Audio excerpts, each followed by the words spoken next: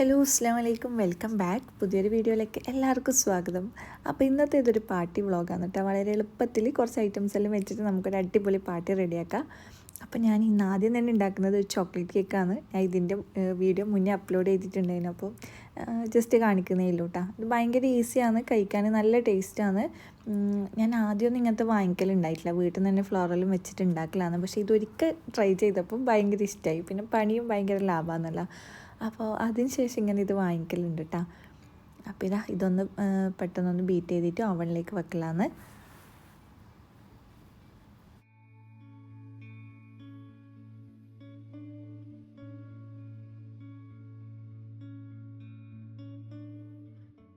പിന്നെ ഒരു സ്വീറ്റ് ഒരു പുഡിങ്ങും കൂടി ഉണ്ടാക്കുന്നുണ്ട്. അപ്പോൾ അതിന് വേണ്ടിയിട്ട് ഒരു പാത്രത്തിലേക്ക് 1/2 കപ്പ് പാൽ ചേർത്ത് കൊടുത്തിട്ടുണ്ട്. പിന്നെ ഒരു ടേബിൾ സ്പൂൺ കോൺഫ്ലോറാണ് ചേർത്തിട്ടുള്ളത്. ഇത് രണ്ടും നന്നായിട്ടൊന്ന് മിക്സ് ചെയ്തെടുക്കുക.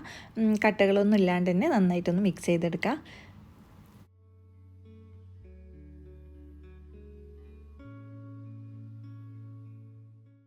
പിന്നെ ഇതിലേക്ക് ചേർക്കുന്നത് 2 ടേബിൾ സ്പൂൺ പാൽപ്പൊടിയാണ്. പിന്നെ 2 ടേബിൾ സ്പൂൺ പഞ്ചസാരയും. പാൽപ്പൊടിയും പഞ്ചസാരയും ഒരേ അളവിൽ തന്നെ എടുക്കുക. പിന്നെ 1/2 കപ്പ് പാലിന് 1 ടേബിൾ സ്പൂൺ കോൺഫ്ലവർ, അത് കറക്റ്റ് അളവാണ് കേട്ടോ.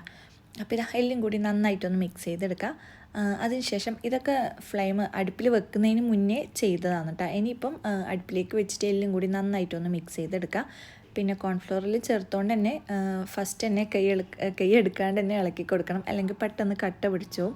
അപ്പോൾ അതുകൊണ്ട് ലോ ഫ്ലെയിമിൽ വെച്ചിട്ട് നന്നായിട്ടൊന്ന് മിക്സ് ചെയ്തെടുക്കുക. പിന്നെ ഇതിലേക്ക് കുറച്ച് ബട്ടറും കൂടെ ചേർക്കുന്നുണ്ട്. ബട്ടർ ഉണ്ടെങ്കിൽ ചേർത്താൽ മതി, പക്ഷേ ഇതിൽ ചേർത്താൽ തന്നെ നല്ല ടേസ്റ്റാണ്. അപ്പോൾ എല്ലാം കൂടെ ചേർത്തിട്ട് ഒന്ന് നന്നായിട്ടൊന്ന് മിക്സ് ചെയ്തതിന് ശേഷം ഫ്ലെയിം ഓഫ് ചെയ്യുക.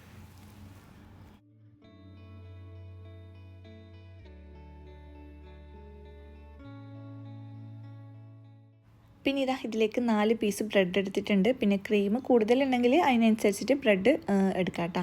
ഇതിപ്പോൾ ഒരു 4 ബ്രെഡിൻ്റെ സൈഡെല്ലാം കളഞ്ഞെടുക്കലാണ്.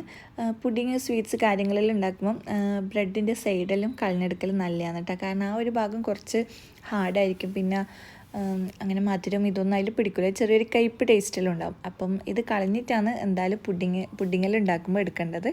അപ്പോൾ ബ്രെഡിൻ്റെ സൈഡെല്ലാം കളഞ്ഞെടുക്കലാണ്. പിന്നെ അതിനുശേഷം ഈ ബ്രെഡിൻ്റെ സെൻറ്ററിലായിട്ട് നമ്മൾ റെഡിയാക്കി വെച്ച ഈ ഒരു ക്രീം മൊത്തത്തിലൊന്ന് സ്പ്രെഡ് ചെയ്ത് കൊടുക്കുക. എന്നിട്ട് മറ്റേ പീസ് വെച്ചിട്ട് അടച്ചു കൊടുക്കുക. അതിനുശേഷം ഇത് കട്ട് ചെയ്തെടുക്കുക. ഇത് നമുക്ക് ഇഷ്ടമുള്ള രീതിയിൽ ഇഷ്ടമുള്ള ഷേപ്പിൽ കട്ട് ചെയ്തെടുക്കാം കേട്ടോ.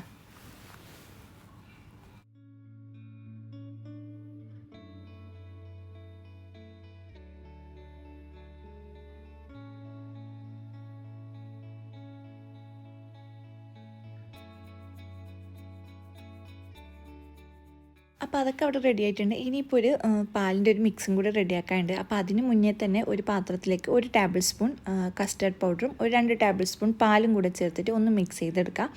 ഇത് ആദ്യം തന്നെ ചെയ്ത് വെക്കാം കേട്ടോ. അതിന് ശേഷം ഒരു പാത്രത്തിലേക്ക് 2 കപ്പ് പാല് ചേർത്ത് കൊടുക്കുക. ഇനിയിപ്പോൾ ഇതിലേക്ക് 1/4 കപ്പ് പഞ്ചസാരയും 1/4 കപ്പ് പാൽപ്പൊടിയും കൂടി ചേർക്കുന്നുണ്ട്. ഇതിന് പകരം വേണമെങ്കിൽ കണ്ടൻസ്ഡ് മിൽക്കും ചേർക്കാം കേട്ടോ.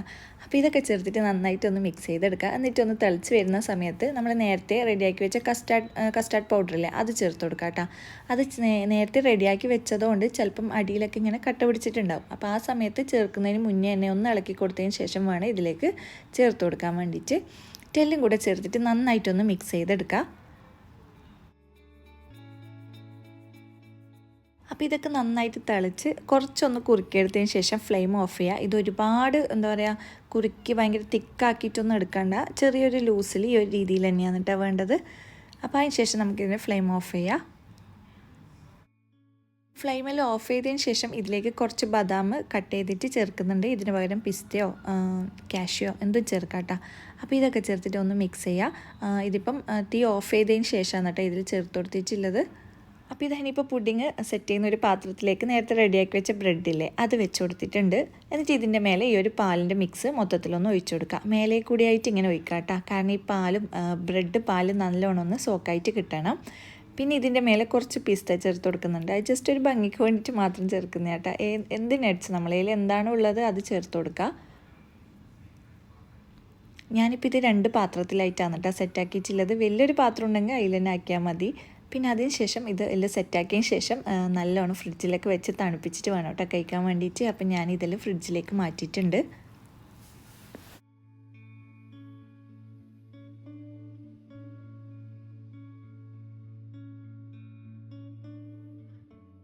ഇനിയിപ്പോൾ ഉണ്ടാക്കുന്നത് ചിക്കൻ വെച്ചിട്ടുള്ള ഒരു കറിയാണ്, ചിക്കൻ പെഷാവരിയാണ് ഉണ്ടാക്കുന്നത്. അപ്പോൾ അതിന് വേണ്ടിയിട്ട് ഒരു പാത്രത്തിലേക്ക് 3 ടേബിൾ സ്പൂൺ വെളിച്ചെണ്ണ ചേർത്ത് കൊടുക്കുക.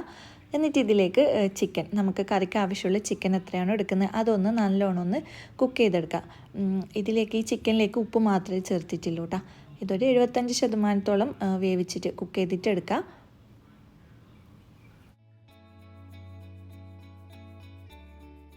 അപ്പോൾ ചിക്കനെല്ലാം ഏകദേശം കുക്കായിട്ടുണ്ട്. അത് എണ്ണയിൽ നിന്ന് മാറ്റിയിട്ട് ഒരു പാത്രത്തിലേക്ക് മാറ്റി കൊടുക്കുക. ഇനിയിപ്പോൾ അതേ എണ്ണയിൽ തന്നെ ഈ ഒരു പാത്രത്തിൽ തന്നെ ഒരു സ്പൂണ് ജിഞ്ചർ ഗാർലിക് പേസ്റ്റ് ചേർത്തിട്ട് ഒന്ന് മിക്സ് ചെയ്തെടുക്കുക. പിന്നെ ഇതിലേക്ക് ചേർക്കുന്നത് ഉള്ളിയാണ്. ഇതിപ്പോൾ 2 ഉള്ളി നൈസായിട്ട് കട്ട് ചെയ്തെടുത്തതാണ്, അത് ചേർത്ത് കൊടുക്കുക. ഇതിലേക്ക് പെട്ടെന്നൊന്ന് കുക്കായി കിട്ടാൻ വേണ്ടി കുറച്ച് ഉപ്പും കൂടി ചേർക്കുന്നുണ്ട്. പിന്നെ ഏകദേശം 1/2 കിലോയിലും കുറച്ച് കൂടുതലായിട്ടാണ് കേട്ടോ ചിക്കൻ എടുത്തിട്ടുള്ളത്. അപ്പോൾ ഇത് ഈ ഉള്ളി നന്നായിട്ടൊന്ന് മിക്സ് ചെയ്തെടുക്കുക.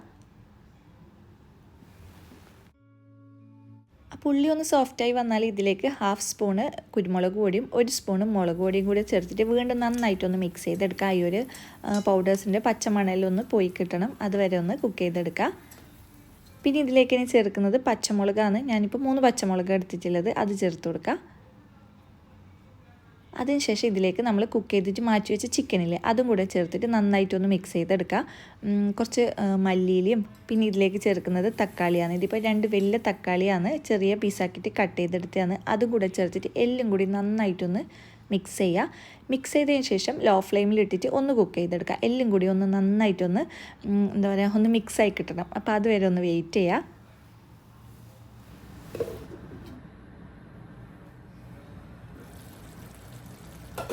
ഇതൊരു ലോ ഫ്ലെയിമിൽ 5 മിനിറ്റ് നന്നായിട്ട് കുക്ക് ചെയ്തെടുത്തിട്ടുണ്ട്. ഇനി ഇതിലേക്ക് കുറച്ച് വെള്ളം ചേർക്കുന്നുണ്ട്. 1/2 കപ്പ് അല്ലെങ്കിൽ 1/4 കപ്പ്, നമുക്ക് എത്രയാണോ ഗ്രേവി വേണ്ടത് അത് ഒഴിച്ചു കൊടുക്കുക. പിന്നെ കൂടുതലൊന്നും വേണ്ട. അപ്പോൾ ഇതാ അത് വെള്ളം കൂടി ഒഴിച്ചിട്ട് ഒന്ന് മിക്സ് ചെയ്യുക. പിന്നെ ഇതിലേക്ക് 1/2 സ്പൂണ് ഗരം മസാല ചേർക്കുന്നുണ്ട്. ഗരം മസാല ഈ ഒരു ടൈമിലാണ് കേട്ടോ ചേർക്കുന്നത്. പിന്നെ ഈ ഒരു സമയത്ത് തന്നെ ഉപ്പെല്ലാം വേണമെന്നുണ്ടെങ്കിൽ ഒന്ന് നോക്കിയിട്ട് ആവശ്യത്തിന് ഇട്ട് കൊടുക്കുക. പിന്നെ ലാസ്റ്റ് കുറച്ച് മല്ലിയിലയും കൂടെ ചേർത്തിട്ട് എല്ലാം കൂടി നന്നായിട്ടൊന്ന് മിക്സ് ചെയ്തിട്ട് വീണ്ടും അടച്ച് വെച്ചിട്ട് ഒരു 5 മിനിറ്റ് കുക്ക് ചെയ്തെടുക്കുക. ആ ഒരു സമയമാകുമ്പോഴത്തേക്ക് എല്ലാം നന്നായിട്ടൊന്ന് മിക്സായി നല്ല കുക്കായിട്ട് കിട്ടും. അപ്പോൾ ഈ ഒരു സ്റ്റൈലിൽ ചിക്കൻ പെഷാവരി ഇതുവരെ ട്രൈ ചെയ്യാത്തവരുണ്ടെങ്കിൽ എന്തായാലും ഉണ്ടാക്കി നോക്കുക. ചിക്കൻ വെച്ചിട്ട് എന്തെല്ലോ കറി ട്രൈ ചെയ്യുന്നവരെല്ലാം ഉണ്ടാവില്ല, അപ്പം ഇതും നല്ലൊരു ഓപ്ഷനാണ് കേട്ടോ.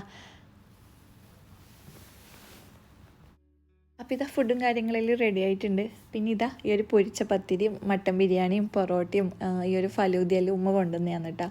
അപ്പോൾ ഇതാ നമ്മൾ എല്ലാവരും ഇരുന്നിട്ട് അങ്ങനെ ഫുഡെല്ലാം കഴിക്കലാന്ന്. ഇന്നത്തെ പാർട്ടീൻ്റെ കാര്യം എന്താ വെച്ചാൽ ഇന്ന് എൻ്റെ ഉപ്പാൻ്റെ ബർത്ത്ഡേ ആയിരുന്നു. അപ്പോൾ അങ്ങനെ നമ്മൾ മാത്രമായിട്ട് അങ്ങനെ ഫുഡ് ഇഷ്ടമുള്ള ഭക്ഷണമെല്ലാം ആക്കി അങ്ങനെ സെലിബ്രേറ്റ് ചെയ്യലാണ്.